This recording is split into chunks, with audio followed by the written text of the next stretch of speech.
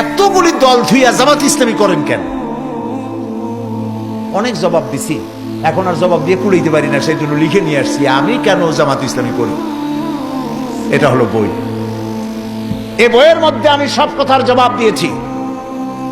বাংলাদেশে একজন ব্যক্তি বলে বেড়ান জামাত ইসলামী কোনো ইসলামী দল না, এই কথা একটা লোকে বলে।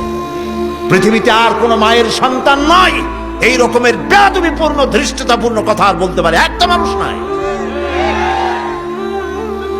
মাওলানা মওদুদী রহমাতুল্লাহ আলাইহির লেখার সাথে দ্বিমত পোষণ কেউ করলে করতে পারে।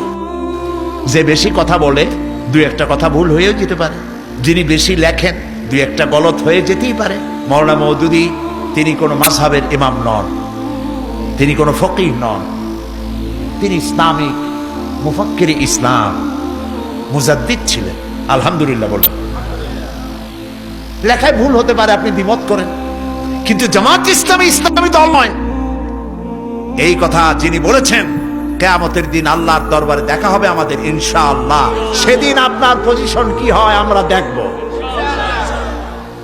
আমি ওই সব কথার জবাব দিয়েছি। এখানে দাড়ি সম্পর্কে কথা হয়, টুপি সম্পর্কে, সাহাবীদের ব্যাপারে, নবীদের ব্যাপারে, খেলাফত ও মুলুকিয়াতের ব্যাপারে আমি আমার বক্তব্য এখানে কোরআন হাদিসের দলিল দিয়ে তুলে ধরেছি।